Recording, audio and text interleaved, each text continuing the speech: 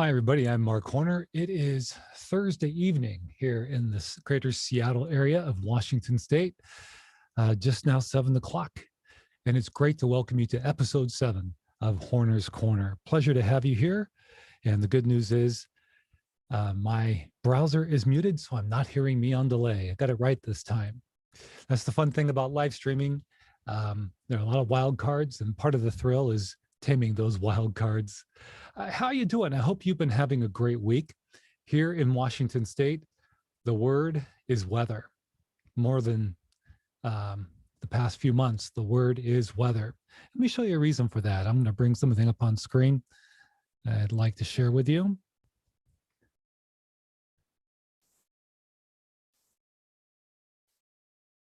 Check out these temperatures for the Snohomish area where I'm located presently. So if you look at Sunday, we're looking at a high of 101 and an overnight low of 71 degrees. And then on Monday, we're going to get up to 104 degrees. A cooler overnight low, though, for what it's worth, down to a chilly 65, I guess, by comparison. Anyhow, that's what we're talking about here. And I know there's going to be a lot more talk about it. And of course, with those warm temperatures come health concerns as well as fire concerns. So hopefully we don't have any major episodes as a result of that. So I put in the title that I have a channel content update. So I'd like to talk about that with you. But first of all, I just want to make sure that we're good on the chat and making sure that we're not missing anybody here. And on Zoom, it looks like we're good. And we'll check YouTube. We'll get that chat all fired up.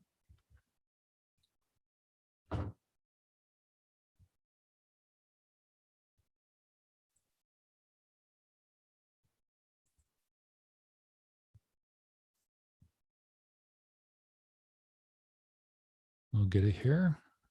Sorry for the delay, guys. I'm getting all of these YouTube notifications.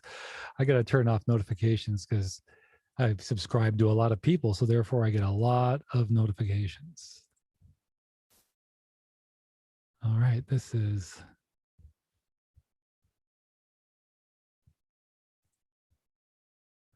All right, it's not popping up for me for some reason, but I'll check it out in just a bit. So I thought I'd talk about the channel content update. And what's happening is I've been wrestling a bit with the voices out there that I engaged with on Periscope. And of course, Periscope is gone. Twitter got rid of it. And several people have told me that they wish it was still around and that we could be coming together in the way we used to with great conversation. That's what it was. It was really about the conversation. And there was a lot of knowledge sharing in that as well. And so I've been trying to do that on YouTube the last couple of weeks or so, making a direct, focused effort to get out there and do something similar.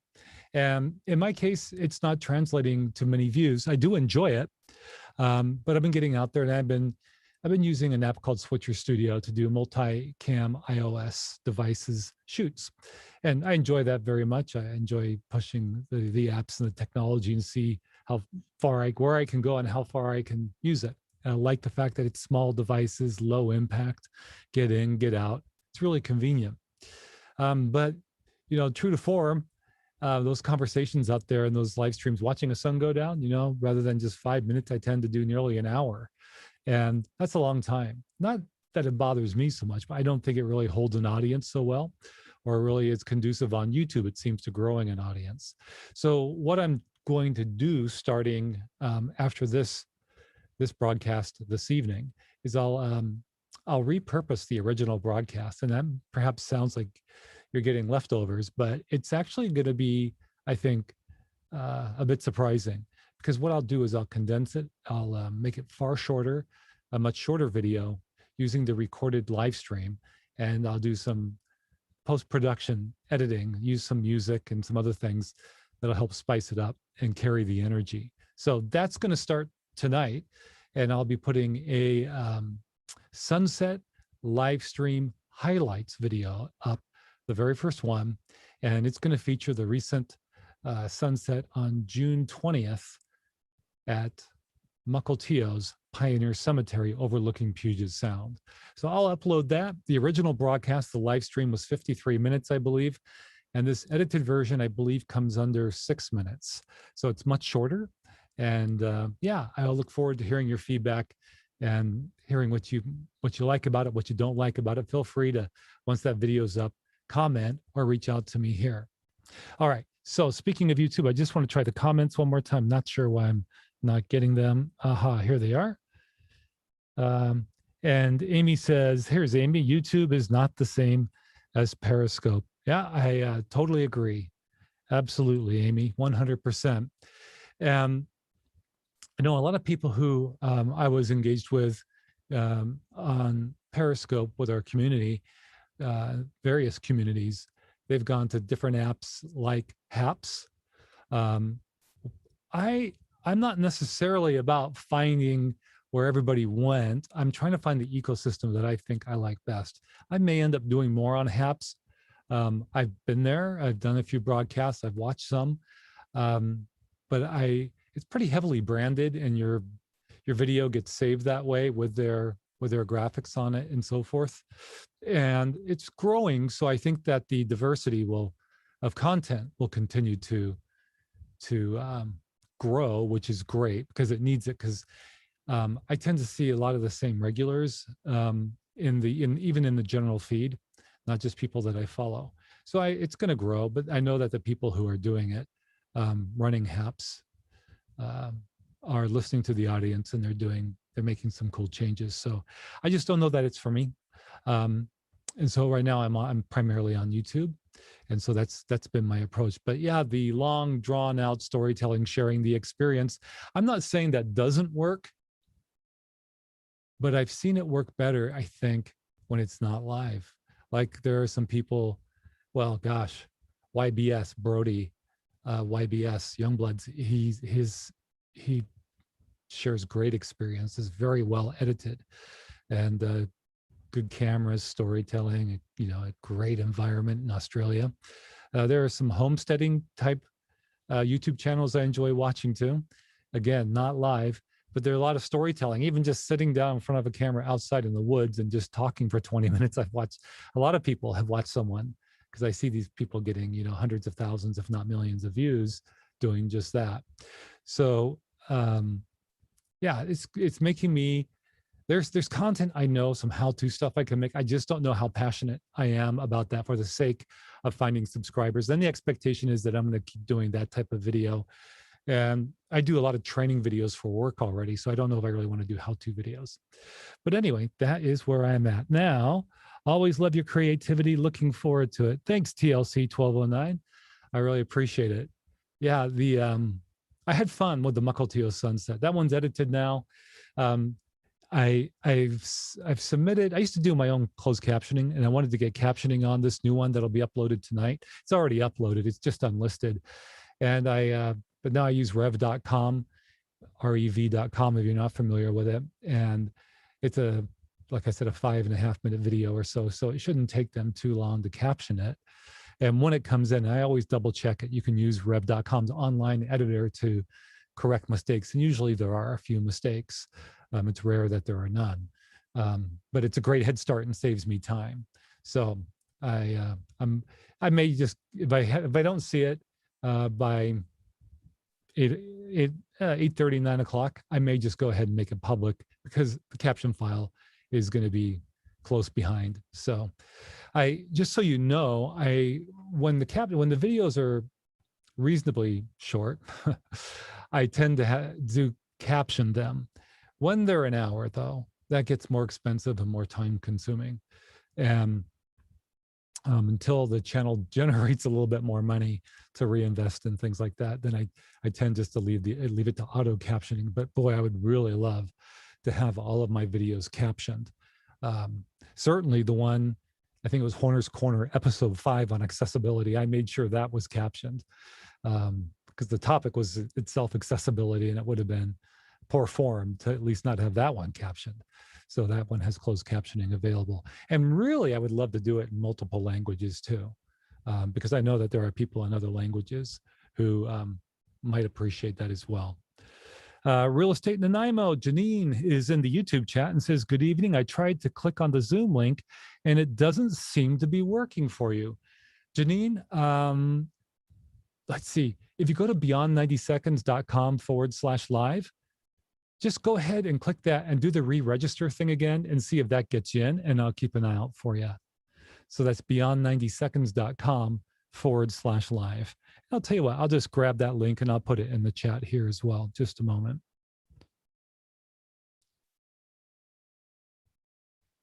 Got my browser open. We can grab that. And now let me just, rather than a link to beyond90seconds.com, let's see if we can copy that link. Copy link address. Indeed, we can. And let's put it in the chat here on YouTube.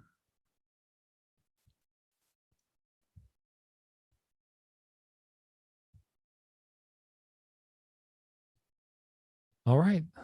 So that is the registration link for Zoom. So you're more than welcome to join me here on camera with your microphone and join the discussion. In fact, I would love to grow, this program, this broadcast, this show, this event, whatever you want to call it. And I'm equipped to do it. I've got Zoom webinar, and I would love to have great conversation, and then also take, questions, in the chat as well for people who don't feel inclined to be on camera. But that's what I would like to grow here. And I've mentioned that I often attend a program called Office Hours and will appear on the panel. And it's a great community. And there's one person who recently started, his name's Tony Mobley, and he's doing a program on Wednesday nights now on YouTube called Conversations with Tony Mobley. And many of the people on Office Hours are appearing on his program and giving him support. And so I know that people are already kind of stretched with their time. So I just haven't reached out to the group yet and said, hey, would you like to hop on board and help me out too and join? Because there are some really fascinating people there. But I think maybe down the road, I'll do that. I've just been a bit shy about it because I just want to be respectful of all of their time commitments, and it's all volunteers. So, but down the road, I would love to incorporate more individuals. Now it looks like I see an attendee here, so let's go check it out. And indeed, it is Janine. So Janine, we'll bring you onto the panel. We'll promote you to panelist. And it's as simple as this. Hey, Janine. Not hearing you. It looks like your mic is muted. Janine. So Janine, we'll bring you onto the panel. We'll promote you to panelist. Hello, Mark. And it's as simple as this. Looks like you're no longer muted, Janine. Can you hear me? Janine. How's it going? Not hearing you. It looks like your mic is muted. Well, we see Janine's picture, but we're just not hearing her. Can you hear me now? Which is strange. So Janine, we'll bring you onto the panel. Janine, we'll promote you to panelist. Hello, Mark. It's as simple as this. Give you a couple minutes here. Hey, Janine. How's it going? Work that out. Not hearing you. Looks like your Not mic sure is if she's muted. trying to use her phone or a laptop. Looks like you're no longer muted, Janine. Can you hear me? How's it going? Yeah, just checking the chat. Well, we see Janine's picture, and there's Janine. Hello, hello. Still cannot hear you. Janine, you either have a virtual background or you've gone to some other place. Still not hearing you. It looks like, hang on, Janine. Yeah, it says your mic is muted. I had to mute it because I was getting just not hearing anything. Can you hear me? Let's see if I can.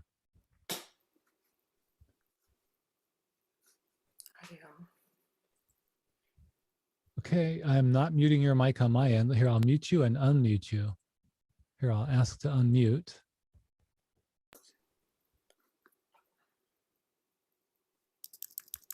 Can you hear me now? Yeah, that's just not going to, unfortunately, I don't know what it is, Janine, but it's just not working. Crazy. Yeah, okay. Sounds like you're hearing me though, right? Yeah, Yeah, right on. Yeah. Yeah, I don't know why I'm not hearing you. Oh, well, I'll just try. Oh, well. Too bad. Hello, hello.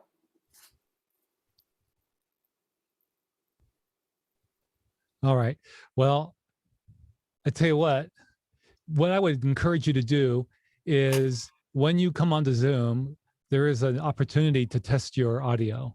Mm-hmm. So why don't you sign off and then rejoin the link and use that test, and you can test your speakers, your external speakers or your headset, whatever you're wearing. You can then, after you do that test, you can test your microphone and you should hear it back, and you want to make sure you get a good level too. Okay, sounds good, Janine. Let's have you try that. Okay. So Janine will exit and she'll try and come back. Hopefully she can.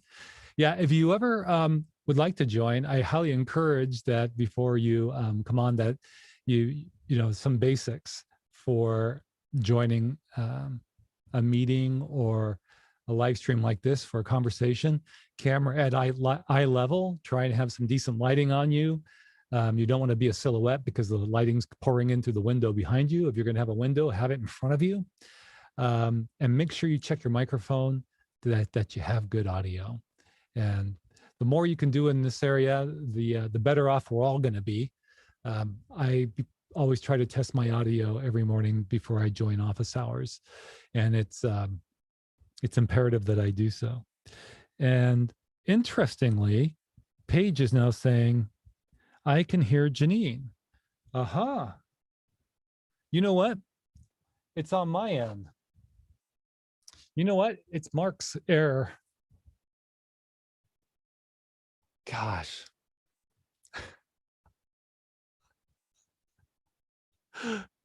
Oh my gosh.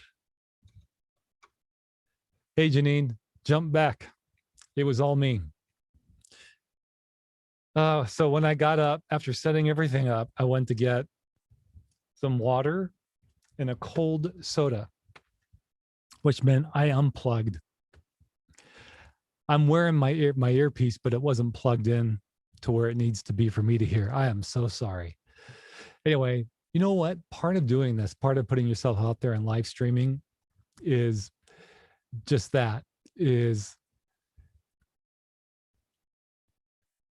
making mistakes going forward. So here comes Janine again, and she's going to come in.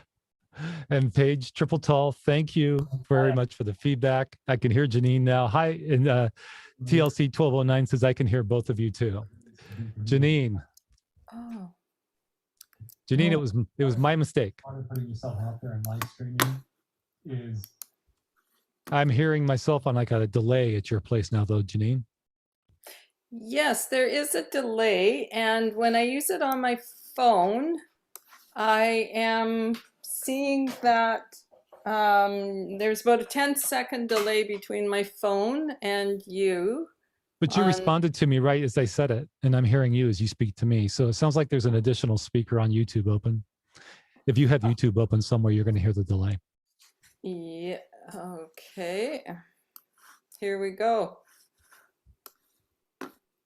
All right. So it was my mistake. Did you hear my explanation? I did. You unhooked me. Yeah, I wasn't going to hear anything. I was thinking to myself too. I was like, okay, I listened to, I did my Zoom test. I heard myself, blah, blah, blah. I tested my mic. I was thinking, yeah, I heard the speaker in the test, but I had forgotten that I got up and I unplugged and I kept the earpiece in. In the future, I'll take the earpiece out and leave it plugged in. That way it just stays plugged in. How have you been?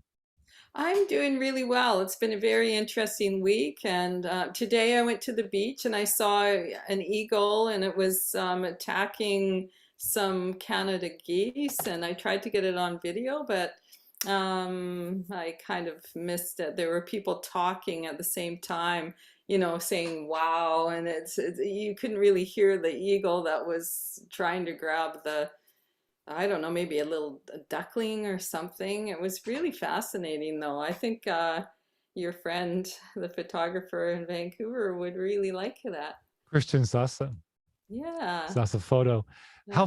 How far away was this going on from you? Probably about 100 yards. Wow. Yeah, with his 800 millimeter lens, piece of cake. TLC 1209 shares a laughing emoji and says, mystery solved regarding the operator error that unfolded here in painful slow motion. Um, but like I was saying, Janine, that sounds like you were hearing me speak as you were coming back in. That's all part of it. It's, failing forward. Do you follow me? Yes, it's so much fun to work out all the little bugs on these things. And I mean, it's always fascinating when you run into trouble. It makes it more dramatic, whatever you're talking about. Yeah. Did you hear me going on about the temperature?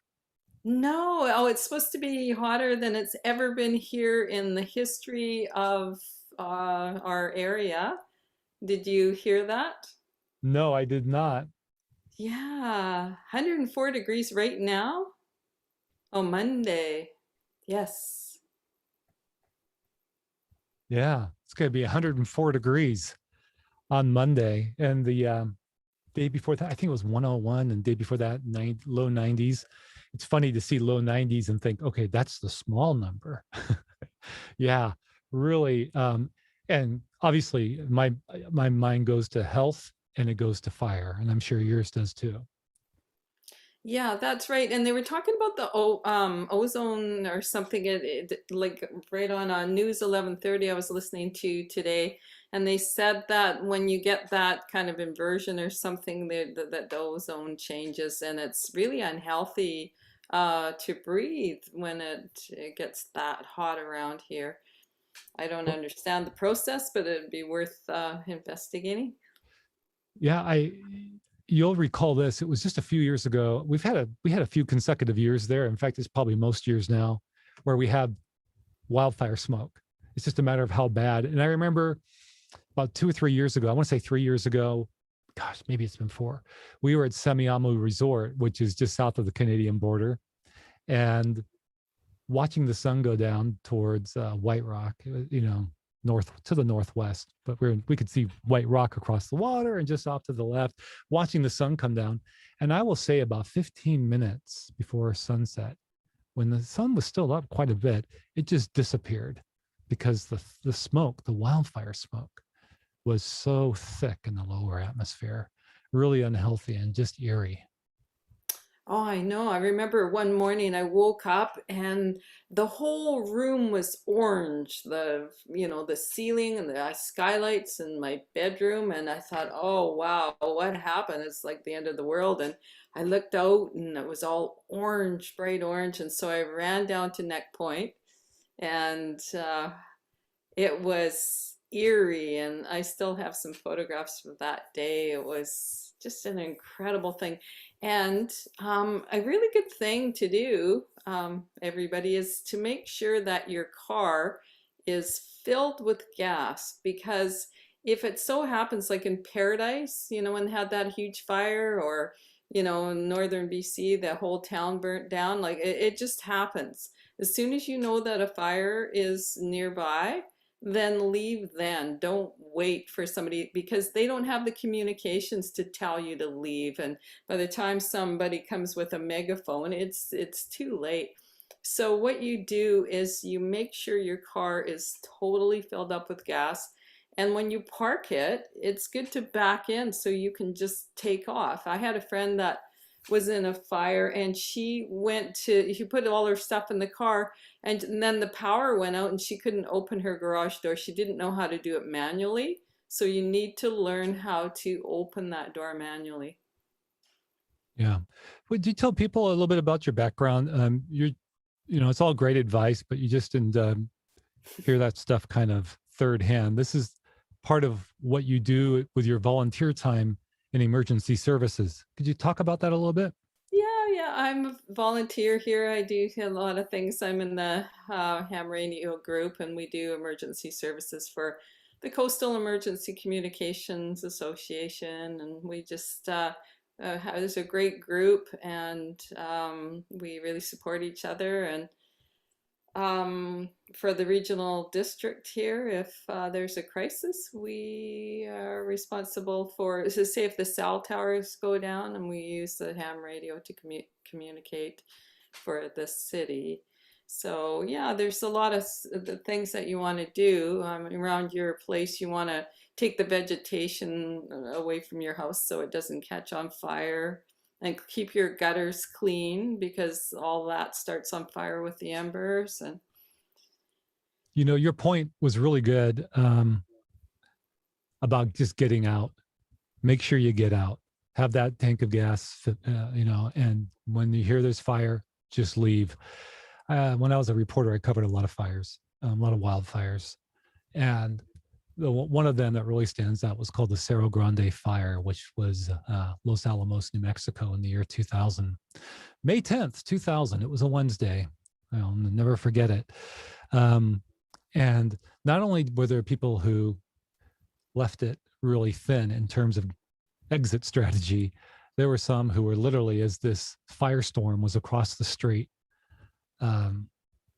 there were two young men on a rooftop with a garden hose. I know this because I was in there. I got in there as a reporter. And across the street, trees were crowning, which is basically they go up in a huge flame and a loud bang, and they're obliterated. It was a firestorm. And I was trying to convince these guys, you got to get out of here. You got to get out of here. And they're, no, we're not gonna leave. We're gonna fight this. And they I don't know. They left after I did. I didn't hang around very long. My photographer and I. In fact, I remember I had to pick up I was carrying extra camera batteries for my photographer, and I had set them down on the road. Fire was just across the street, and fire creates its own weather, and the wind was blowing really hard. And I had the time, just my reach down to the pavement, to grab the batteries, because there were these huge, glowing, vibrant embers in this wind as they were just tumbling across. I actually have a bad VHS copy of this that I uploaded to YouTube. It's an hour-long special. I'll try and see if I can share it here with you. It's a bad quality VHS dub, but I think I'm queued up to a segment. It's almost an hour long. This was part of the station won an Emmy for this, and this was part of the coverage in this hour-long special that was done.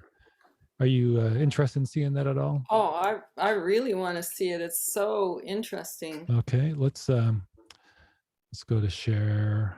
Just a second. Yeah, well, you're looking we're going for to share that. sound.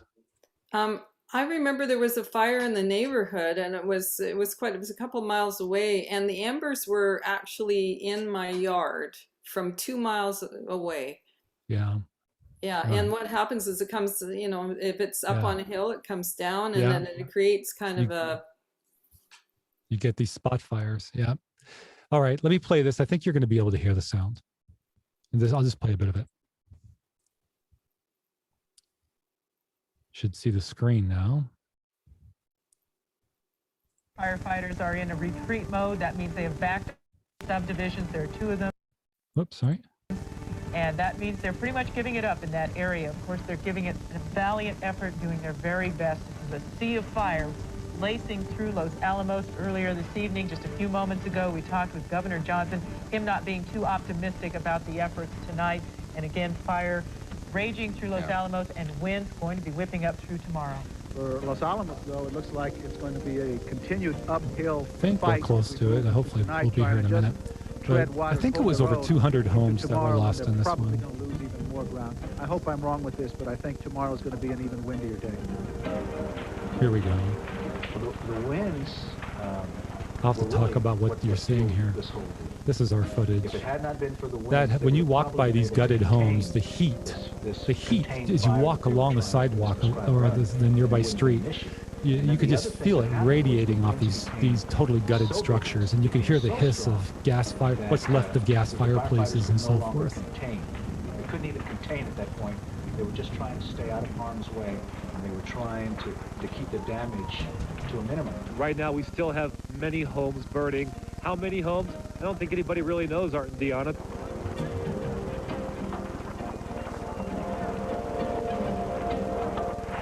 Right now, we're closing on the fire. It's about 150 yards away, this way. Back in the day. If the flames don't get you, the smoke will. Oh, we will. I'm gonna go back to my house. Right here on Ridgeway Road, we can feel the heat from these fires. Several homes are burning right now. Not a sign of a single firefighter, but we did find one young man trying to protect his house with a garden hose. This is your house here we're next to? Yes. And you don't feel like you gotta leave yet? No, I'm not leaving. The family, they're at home, or they're somewhere else, so. Aren't you concerned that what's there right now could be here right now? Yeah, hopefully not, though. Hopefully not. So you're trying to fight it with a hose? I'm just trying to wet down my area and wet down my roof. This is an inferno. Several homes are on fire, and here's the front end of the fire. Moving back into the forest, more homes are just down the road, and the wind only continues to push this fire. I'm just really concerned about you guys. You should get out of here.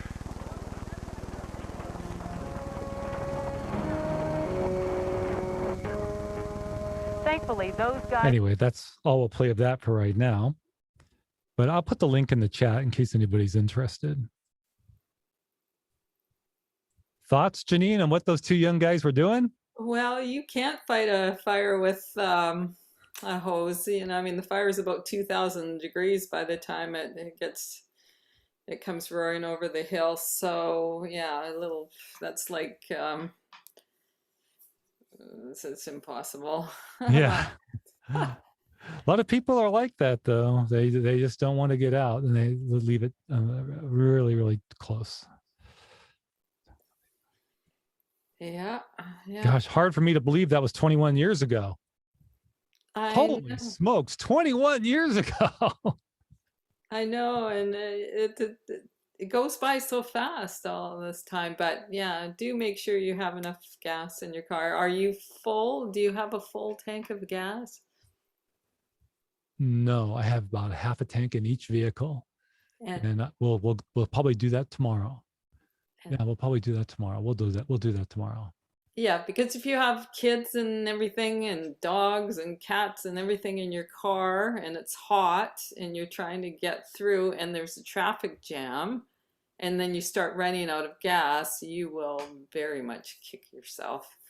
And that's happened. That's how a lot of people lose their lives, is that they run out of gas. And then you get out and the next guy won't let you get in this car because people get,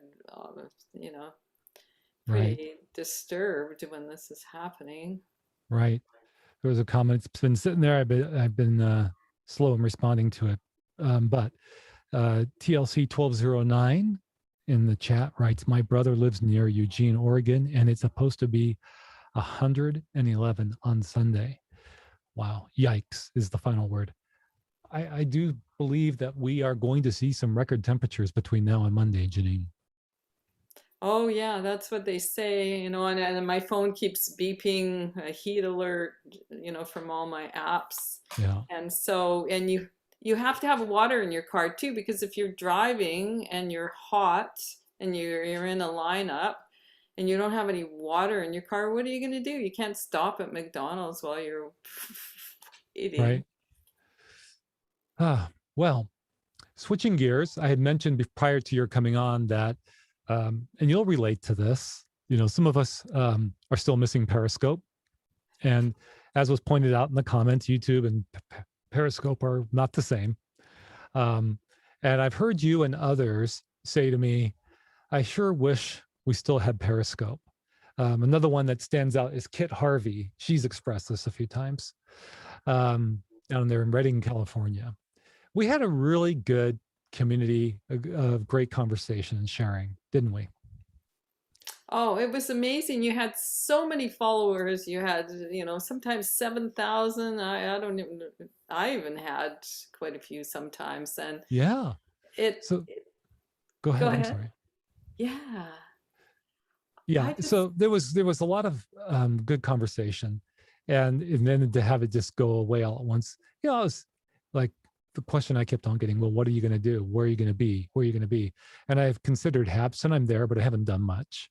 I've been really hopeful. What I've been really focusing on is building this channel. And it's not about I'm learning, don't get hyper focused on the subscribers and the views and all that. If I was going to be focused on anything in that regard, it'd probably be watch time. But it's to do what it is. I just want to be me more than anything. I want to be my authentic self. I was mentioning I could do some how-to videos, and I might, like, for example, just a second. Yeah, here we go. I could do a video on how I do this, right? We talked about that last time. How to do the telestrator, which is a really good way of interacting and teaching. It's a great tool. I don't know if I really want to do a lot of how-to. I find that where I am in my zone is the unscripted conversation, sharing, people jumping in, getting the synapses firing, people bouncing ideas and sharing information, like I see on this program, Office Hours. That's what I really enjoy. And that's why I threw a bone out to Tom on Whidbey Island a little bit earlier in the spring. If he ever wants to go out on Whidbey Island and give us his top 5 or top 10 hikes, and maybe support it with some pictures or video clips, I can put something together. Because there are people who come to Washington State, and there are people who do live here who may not have explored that, may be interested in that option. And I see Tom's pictures on Instagram, and he's got great location, great photographs, and takes his dog Bella for a walk. So anyway, sharing the tech stuff, phones, live streaming, talk about COVID, talk about wildfire. Kind of reminds me back in the day where I used to sit around the table with a bunch of snowbirds in Arizona, back when I was in my 20s still. And we would just shoot the breeze and talk about what was in the news and stuff. It's a place to have conversation around the table. Tom says, I don't like haps. Yeah, Tom, I appreciate your position. Anyway, any thoughts on any of that, Janine? Well, HAPS is missing a few things. I do get an alert, and then the app doesn't always work for me, and it doesn't say how many people are watching, or does it? Does it for you? I didn't notice. I think it does. I think it does give you an indication of how many people are. Yeah, I do know that because I remember seeing my usually small number when I do it, which is, whatever. But when I'm watching you on it, I don't see how many people are watching it. Oh, got you. I see what you're saying. So the broadcaster can see how many viewers they have, but everybody else has no idea. Yes. Is that what you're saying? Okay, I did not know that. Yeah, I think that's the case. Yeah. Yeah. So I went out to, I'll be uploading a video. It's already uploaded. I just have to make it public. It's going to be the Mukilteo sunset that we did back on June 20th, so just a few days ago. But instead of the full 53 minutes, I've packed it down to about less than 6 minutes with some zippy editing and some music and try to make it fun. And I think that it's good. To me, it's fun, but it's also a bit of an experiment for me to see if it finds any more eyeballs or gets any more engagement. So there's that. I also recently went to Camino Island, which is, depending on traffic, 40 to 60 minutes away, after work a couple days ago, and did a live stream there. And I'm also doing these live streams with multiple iOS devices. And so I'm switching between different cameras wirelessly. And I think that's had like 20 views. But that said, it was fun, but I'll be slicing that down and doing some editing too. So we'll try these first couple. So what I'm calling them, whoops, did I lose you? I'm still here. Okay. You know what I did? I knocked the screen on this laptop near the top, and this is Paige's Triple Tall's laptop. And I made everything go black, and it was like, yikes, no, not operator error again. It keeps going black. I don't know what's going on. Anyway, let's see if it hangs in there now. It came back on. But regardless, it was beautiful. It was a beautiful sunset up there. And right there at the bald eagle nest, all really good. So, anyhow, go ahead. What about that? I think I sent you a link. I think it's for a podcast, and I forget what that was, but it was Michael remember the filmmaker, Michael Moore. Oh, yeah. And yeah, and he had a link to the app, the podcast it is. So anybody can do a podcast for free on that site. And it Yeah. may not be video, but you could still do a podcast, and that has a lot of followers, I think. Mm-hmm. That's a really neat thing. Yeah. Right now, I'm really focused on YouTube, and I've also got this other podcast proposal project Right. in the works. So I'm kind of tapped. I don't know why my screen keeps going black. Sorry, guys.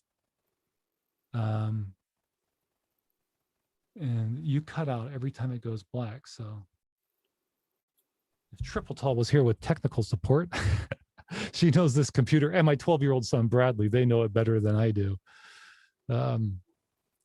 Anyway.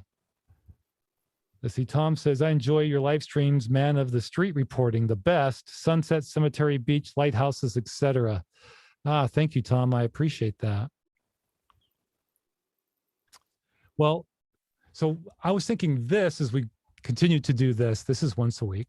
And so the reason I started doing the live streams outdoors for YouTube was because I thought that would kind of fill that Periscope appetite for the people who enjoyed that type of content.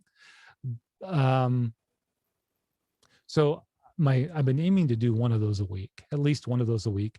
And now I'm saying, okay, and now repurpose it and make it much shorter and make the edited version available for the live stream highlights. So I'm really going to be interested in what you think, Janine, what Tom thinks, and everybody else who's watching this. I'll make it public tonight. Give me your feedback. Is it the kind of thing that you would like to watch? Is it the kind of thing you might even be compelled to share? And if not, tell me, because I appreciate that feedback as well. I love the feedback. It's invaluable when, constantly just kind of considering what my approach is and my best focus here on YouTube. Yeah. Anyway, when winter comes, a lot more people will be home in the evening, and you'll have an audience. Right now, well, it's late, light until 11 o'clock at night. It's very difficult for people to just be in the house and sit down. And I think that's probably, a thing to consider too in the fall. That's definitely got to be, I don't know if it's the only reason, but that would be a contributor, no doubt, because it's so, like here in Western Washington, the majority of people don't have air conditioning in their home. It's not like in the Southwest or, Arizona, New Mexico, where I lived, where that was often a given that you were going to have AC, but not here. And so it is miserable, and you do want to get outside. In fact, that's why after work last night, I took my two boys outside and we went to a local river called the Pilchuck River so they could get wet and get some fresh air and get out of this house, So, yeah. Yeah. You're right. People are outdoors. Yeah. If you have a fan, Mm-hmm. and it's really hot, and you put a bowl of ice cubes in front of the fan, Mm-hmm. and then you turn it on, it blows cold air into the room. You can have it right beside you. Did you know about that? Yeah, I've heard that and let's see, Tom says, honestly, I have enjoyed everything you have shared. You're very kind, Tom. And I love engaging with you, Tom, and I so appreciate your pictures and the shout outs from Whidbey Island. It's always cool to see your sunsets a few miles away from where I'm located, and how different they can be too. It's how similar and yet how different also. Yeah, he may even be part of what some of us call the banana belt here in Washington State, where the weather is cool and perhaps even rainy in most places in the Puget Sound area, but there's a banana belt area. Typically it's like Camano Island and part of Whidbey Island and the San Juans. It could be much nicer. You can have clear blue sky all of a sudden. And I've literally done that, driving from Mount Vernon, Washington, and getting on Highway 20 and going west towards Anacortes, and have driven out of the rain and into the sunshine. So the banana belt. But yeah, Janine, remind me again, because I digressed. Well, I live in the banana belt as well, and people think Canada is cold, but there are palm trees. All of my neighbors have palm trees here. and they have ponds, and in the wintertime we don't often wear a jacket until we have a bit of a cold spell, but Yeah. And you're yeah. even further south than the people in Bellingham, Washington. So a lot of people don't realize that there's a chunk of Canada that's been beneath the 48th parallel. So out there on Vancouver Island. Yeah, you're further south than Bellingham. You're kind of due west from Anacortes. Well, Nanaimo a little bit further north, but Victoria is almost due west from Anacortes, Washington. It's pretty cool. Yeah, we have cactus here too. There's a little bit of natural cactus on some of the higher elevations, close to Nanoose, but people plant cactus in their yards here. Yeah. When you go east from where you're at and you go over the mountains, Christian Sasse, our friend, we were talking about, the eagle photographer and astronomer and physicist and everything else under the sun, and world record holder in the Guinness Book of World Records for imaging the object furthest away from Earth with an amateur quote unquote amateur sized telescope. Yeah, he's done all that. He bought a second home on Lake Okanagan. Now, I relate to that in this way. If I go east over the Cascade Mountains, I get into like the Wenatchee and Yakima areas, go north. That whole area, north central Washington, is upper Sonoran Desert. And if you go north and cross the border, you're going into that area where Christian has his second home now, it's desert, on a lake. He's on a ridge. He's got beautiful moonrises and sunrises and nearby osprey nests and freely roaming bighorn sheep now. So he has the Vancouver area experience at one home, and then he goes over and has a totally different experience in another. So it's fantastic for photography and night sky photography as well. So that's in Canada is the point. People don't always realize, they think the Great White North here in the US, don't they? Yeah, they sure do. Yeah. And I think it's time for you and Triple Tall to get a passport and go up and visit him, take some photographs with all these eagles. Yeah. He's been doing some really good scopes up there. Not scopes, broadcasts. See? He's been showing a really good news story outside of Vancouver. And it's about a peregrine falcon nest that's at a rock quarry. Have you watched any of that? Yes, I have. I've been watching that. They're blasting. And first of all, there were questions about whether or not the eggs would hatch, and they did. And now there are these, I believe it's 2, maybe it's more. Someone can correct me in the chat. And the blast continues. So you watch these blasts, and on Christian's video, and there's another person on social media, Pacific Northwest Kate. She's also had some video as well. And you see this, you hear the blast, and then you see all this dust rise and obscure the view of the nest with the birds in it. So that's interesting. He's doing that from outside of Vancouver. And then over at Lake Okanagan, he's done some really good broadcasts, in particular with an osprey nest. And he also did the lunar eclipse a few weeks ago. That was really good. It was like 3 a.m. until first light. It was a really good broadcast as well. Let's catch up on the chat. TLC 1209 says, I love all your various types of content too. Long, short, replays. I try to catch it all. Wow, thank you. Continuing, been watching from Texas since the very early Periscope days too. Always educational, artistic, and creative. Thank you. That is so nice, TLC 1209. Very, very cool to hear the early Periscopes. So we've got history. We go back years, because that was 6 years ago, more than 6 years ago now.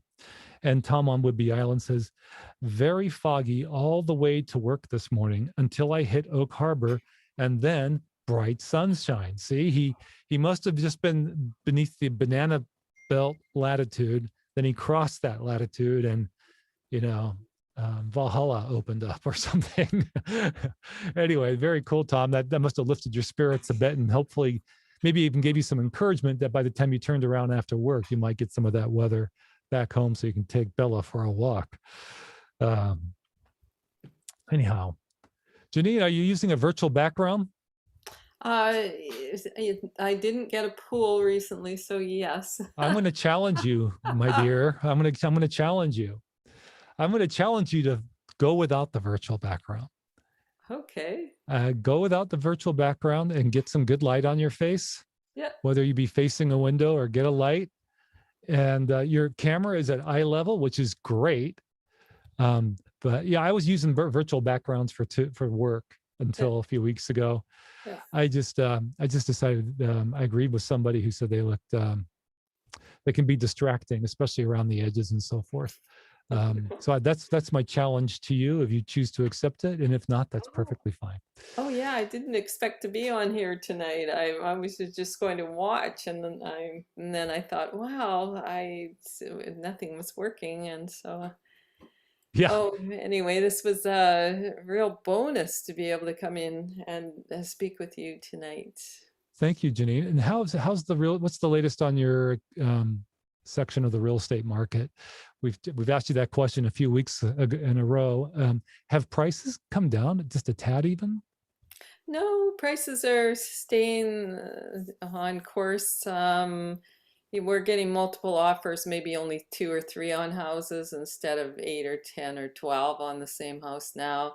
So I'm noticing a summer slowdown. It's always, people go camping and they're allowed out now because we've opened up our regulations somewhat, and so people are allowed to travel within our province. So they're going camping. They're not looking at houses right now, but it's still active in the lower end. I'm curious, given how the demand far outweighs the supply, right? Yeah. How often do people, in your experience in the last year, how often do people pay cash 100% down on a house? Well, they don't have cash, but they write offers as though they do. So they write all cash, and then after it gets accepted, they have to run out and try to get the financing. Sometimes they're losing their deposits because they aren't able to get the financing.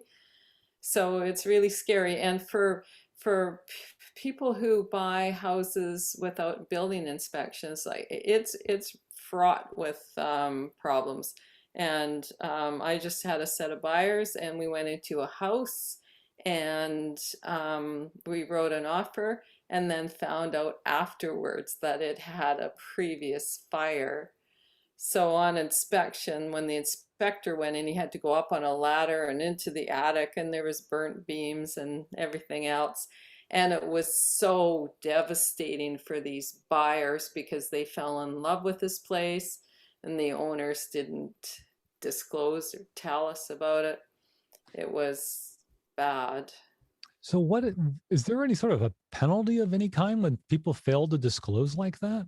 Because that would seem to be potentially deceptive if they were aware of it and they didn't disclose it.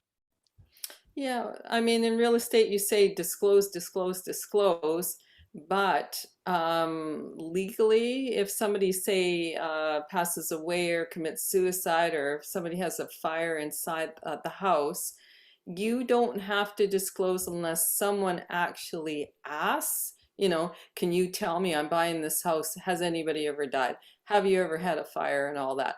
But the fine line there is that if it was all remediated and fine, then, and it happened 35 years ago, yes, it's okay. You don't, maybe perhaps that you should disclose, but you might not have to.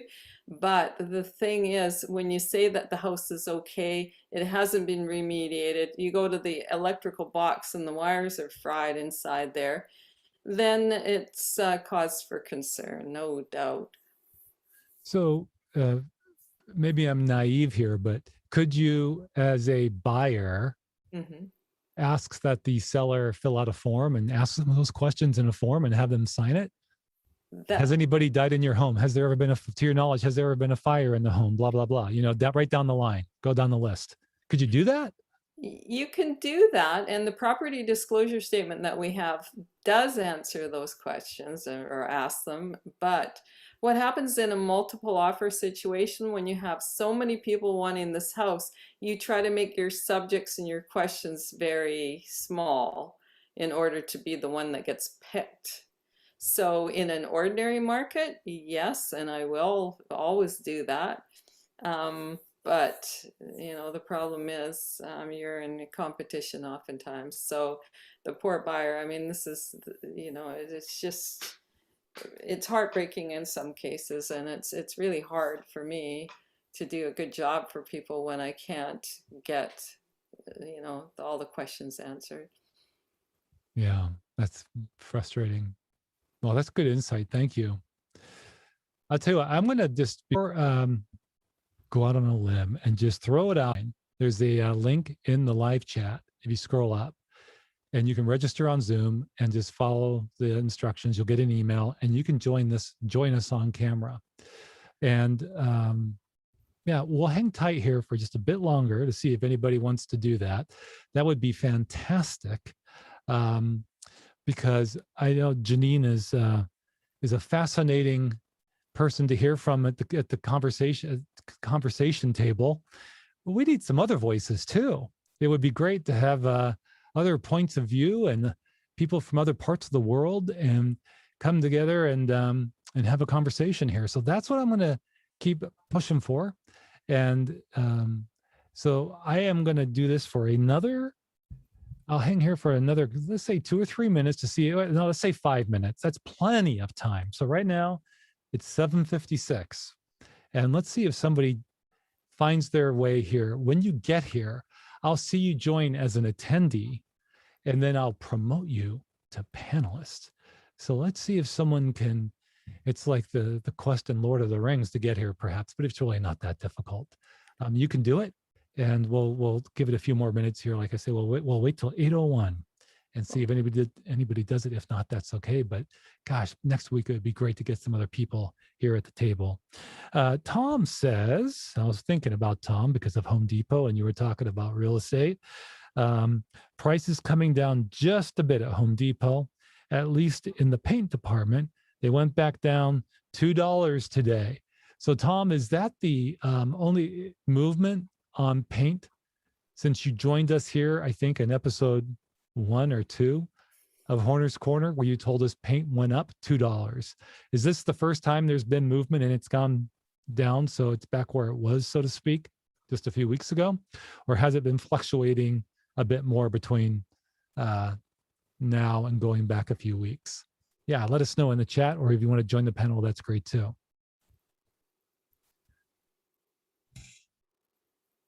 Yeah, I'd like to see Tom on here tonight. I so enjoyed it when he was on. Tom, you should show up. Yeah. Or next time, if not tonight. Yeah. Tom's where he's located, the cell, or I don't know if he was using the cell or Wi-Fi, but he had a challenging connection and he froze quite a bit on that particular occasion. So hopefully that can be worked out. Because yeah, it's great to have him on.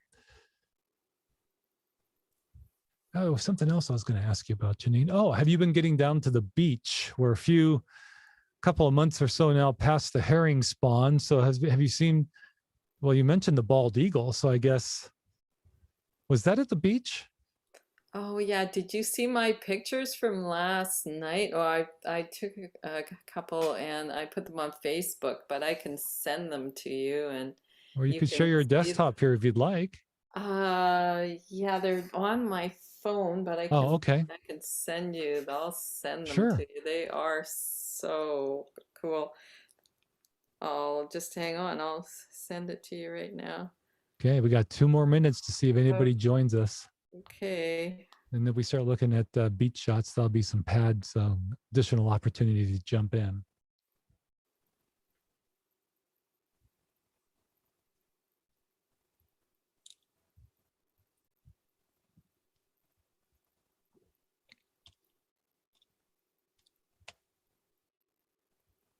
Okay, I'm sending a few to your email address, and I'm going to send a couple more. The even more exciting ones are coming. It was so pretty last night.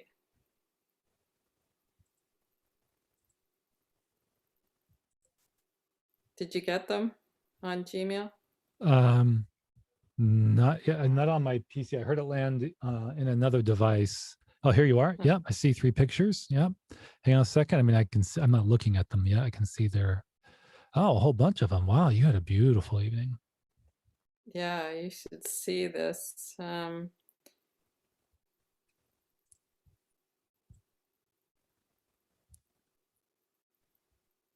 Okay.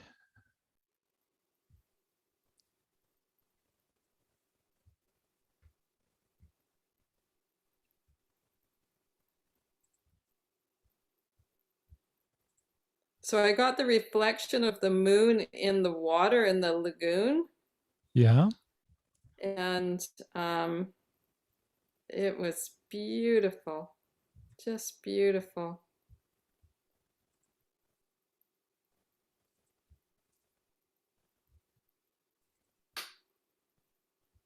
Okay, just a moment. I think the third set that I'm just sending right now are the best. I just put it just in large quality, not actual quality, but so that they would send. But I think the last one's the last email. So I sent you 3 emails with them in.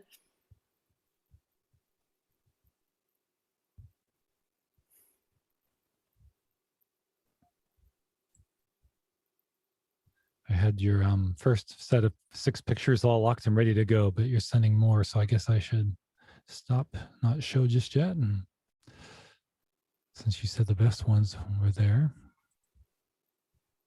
Well, they're all really good.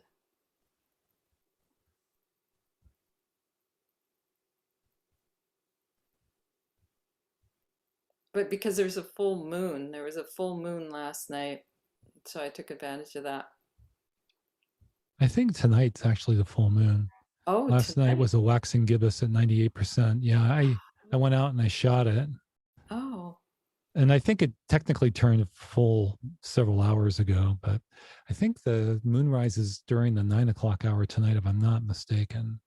Yeah, and the high tide too is just coming up now, so it'll be really beautiful. Lots of reflections for good photography.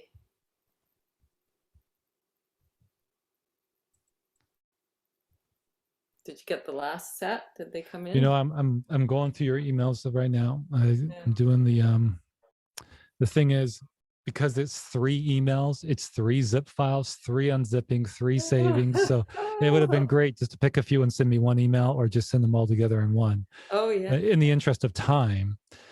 So I was fine with the iPhone 12 though. You know, with the high resolution, you can only send so many at once. Are you finding that, or are you able to send a large file? It might be my email server. But the last one that I sent you, I don't think I've had any problems. Oh. But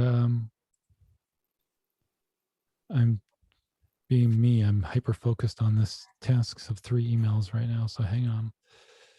Control A, Control C, go find the other folder and put them together. You know what? I think that this is kind of too much right now. It's really slowing down the stream of this approach. So you could just pull one out and show it, or I can send one. No. We're gonna have to show you how to screen share and stuff. I need some less. Yeah, if I was prepared tonight, I might be able to do that. But it's all right. Hang on, we can do it here. Let's just go ahead and just do it this way with the first set that you sent me. So here we go, and we'll share. So tell us where we're at here and what's going on. This is Piper's Lagoon. It's a park in North Nanaimo, and that's the inside lagoon. And at low tide, it completely goes, there's no water in it. So that was right at dusk. And this fellow in the rowboat, I know him. He always goes out at night and enjoys the evening there in his boat. Nice. So you were thrilled. Oh my gosh, the water's so still, and look at you can see the moon reflecting in it. Yeah, and the last set of pictures you could see the moon and the moon reflection on the water. It's so pretty. It's so pretty. Okay, hang on. We'll try this again. I've got the second set here.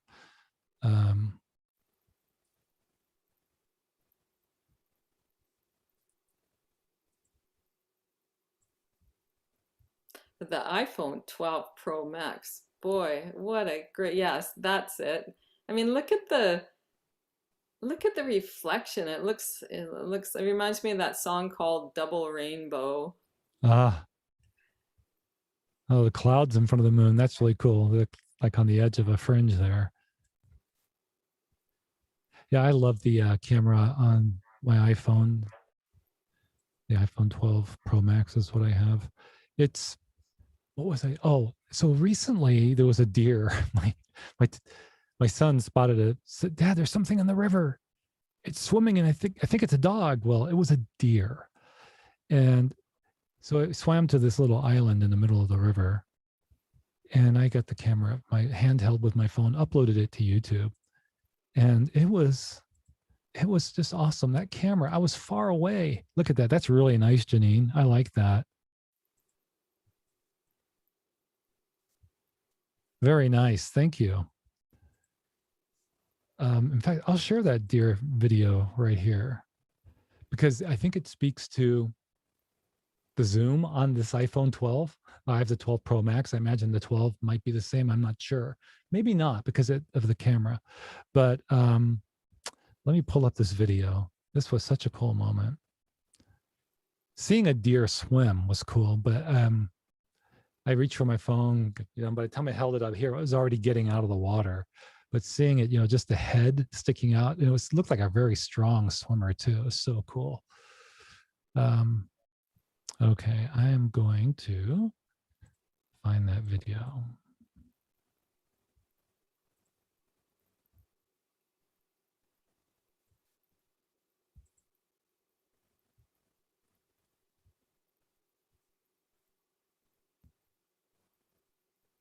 All right, here it is. Commercials playing. I'll pause it. And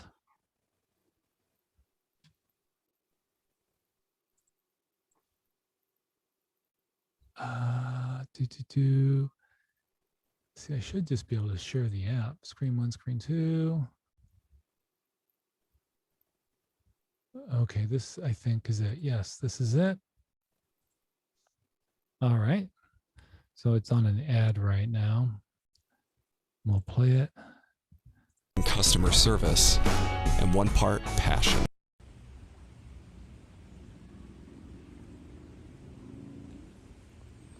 So I'm along the road, and this deer has just swum across this stretch of the river.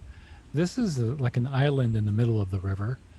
It's long and narrow. So I'm thinking, okay, I have a fleeting moment with a deer. My son and I, this is cool. My son spotted it. I'm all about spotting wildlife, so he gets, kudos from me for being the one to spot it. Father-son moment. And it does a shake. I'm thinking, okay, that's a bonus. I didn't get to see that. Now this is how far I am away with the iPhone 12. Did you see how far that was?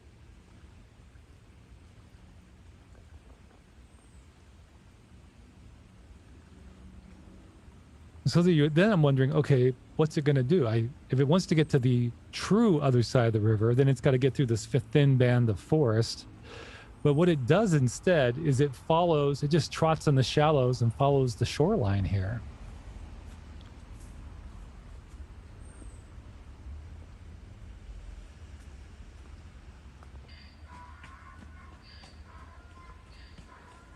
Do you hear? You can barely hear them, but those are miniature donkeys across the street down the road that you were just hearing, if that was bleeding through on your volume or not. I've twice interviewed live, I believe, the woman who owns those miniature donkeys on Periscope. Once when she was just stopped her in the middle of the road, when she stopped to ask me what I was up to, and I just interviewed her as she sat behind the wheel and told me all about her miniature donkeys. It was fun. So here is the one end of the little island. It comes to a point, and lo and behold, there's a second deer. And now you can see truly across the river. So I'm wondering, okay, is this going to result in them moving on, or what's going to happen?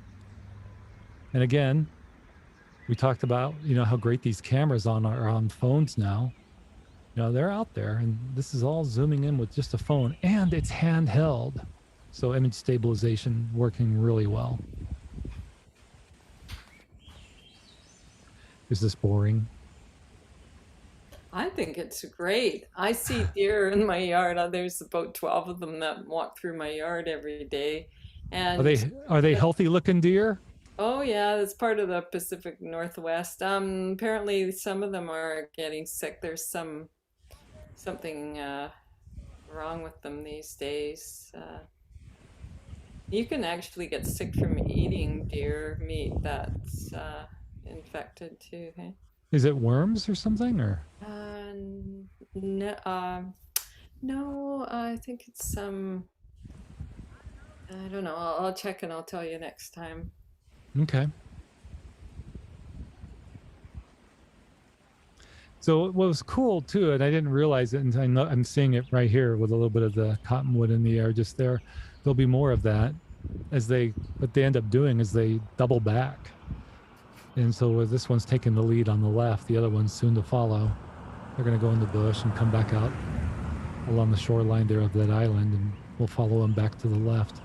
And there's a moment where the cottonwood is in the air, falling in the breeze. And to me, that was just beautiful.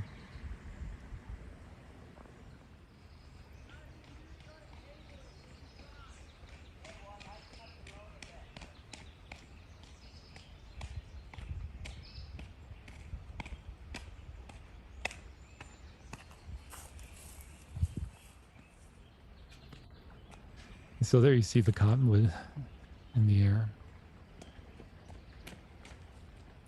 Meantime, there's a young man nearby, teenager, I presume, and he's walked towards our general area, and he's gonna yell that he's about to jump into the river so that his friends downriver and will know he's gonna be floating towards them soon. So that's what you're gonna hear when you hear a yell.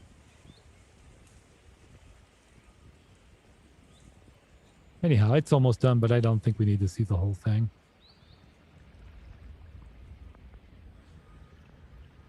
But thank you for indulging me on that, those of you who are still here. And I'll check the chat on YouTube.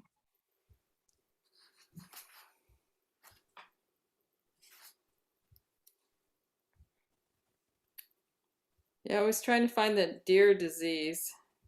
Oh. Deer disease. It's not, well, are you talking about maybe getting ticks from them and getting Lyme disease, maybe? No. It says deadly deer disease is still circulated in British Columbia. A lethal infectious disease that first began affecting deer on Vancouver Island last year is still circulating. Yeah, the disease usually kills deer quickly by causing damage to small blood vessels in the lungs. I did not know that. Yeah, you don't want to eat it. It can also lead to chronic ailments, ulcers, abscesses in deer's mouth and throat. The BC government says that there's no evidence that it's called AHD can be transmitted to humans, pet, or livestock. However, hunters are still being warned not to eat any meat from a deer that is found dead, appears ill, or is acting abnormally prior to death. So they're still investigating the spread and persistence. And I know Dr. Mike Hansen, he has a channel and he talks about that. He, he's a specialist, and some fellow came in and he was very ill, and it turned out that he had eaten there was an animal that was, looked really sick, but he ate I think the heart or something because it looked okay, or the heart or the liver, and he just about died. He was so sick. So you have to be careful if an animal doesn't look good, you shouldn't eat it. Great advice. And that, I mean, you're not far from us. So what's a concern there is a concern here in Washington State as well. Let me just catch us up on the chat. Let's see. Tom had talked about the fog this morning on the way to work. Then he wrote about the paint being down. He says, yes, not quite back where it was, but getting there. That's in terms of the paint, the cost of paint. It's coming back down, but it's not back where it was. I imagine he means just a couple of months ago, or maybe pre-pandemic ultimately. But yeah. So for those who don't know, we had a great discussion. Tom, Janine, and your friend Arnie. Arnie, yes. Yeah, Arnie. Arnie from with a lumber industry background, but actually was working in some ways, working with environmentalists in a very positive way, and agreeing with some of the viewpoints, which was so rare to hear. And it just happened. It was a happy accident, I guess, is what you'd say, because Janine talked about real estate, and then Tom talked about the cost of goods where he works at Home Depot, which ties into real estate, paint and lumber and things. And then Janine just had happened to invite her friend Arnie, and Arnie's got a tremendous background in this area, very knowledgeable, and so he became part of the hat trick or the trifecta of and dimensions of this wonderful conversation. In fact, Janine, after that episode, I went back and I found Arnie in a 2017 documentary. It was a series done by a young man, a very good documentary. It was fascinating, actually, on the lack of, I guess, second growth timber, I think is what it ultimately spoke to. So old growth is being, depleted, and the new growth was being harvested too soon and shipped off. And what was really in part fascinating to me about that documentary, and I think it's on Vimeo, I'll have to find the links and share it in the future, is that this guy got some great footage from a drone. I mean, over the cargo ships and whatnot, assuming it was his drone and not stock, but it looked like he went to the places where normally, you tread lightly. There are permission issues and you're not popular. And yeah, he got a lot of great video to help tell a great story that was great in terms of informative, but of great concern in terms of the seriousness regarding a resource and our planet. Right. Yeah. Well, Janine, anything else? It looks like we don't have anybody else wanting to jump in as a panelist and join our table. But again, we extend the invitation to you, those of you who are watching and listening or watching the replay. Feel free to click that link to register on Zoom. I'll add it to the description of this video a bit later this evening, but you can also find it. It actually never changes, even though I update the date each week. On my website, if you go to beyond90seconds.com/live, LIVE, and you'll see there's a link near the top of the page where you can register. And that way, whenever I go live, you should get a notification. Is that what happens with you, Janine? Do you get an email? I get an email, and I also have in my calendar, and I just click when it shows up. But today it didn't work, and it was great that you attached the link to your video. Yeah, and it always helps when I have my earpiece plugged in too. Mm-hmm. Yeah. All right. Have to get organized here. Yeah. Yeah. Thank you very much for joining. Again, I'll be uploading a video tonight. It's going to be the sunset highlight from a recent Mukilteo sunset live stream, where I took 53 minutes, nearly an hour of video, and I boiled it down to less than 6. I hope you're entertained, and I hope you'll give me your honest feedback. And if you do like it, I hope you'll share. And always feel free to leave comments about story ideas, things that you enjoy. And I'll do my best to focus in and continue to deliver something that's family friendly, interesting, allows us to attach our curiosity and grow our knowledge in a fun way, where we build relationships and have conversation. So thanks again, Janine, and thanks to all of you who are watching. And I hope you all have a wonderful evening. Take care, everybody. Bye. Bye. Bye. Thanks a lot, Mark. You're most welcome. We stopped the recording, and I think we've got to just stop the live stream. Did it stop the live stream? Stop the recording. So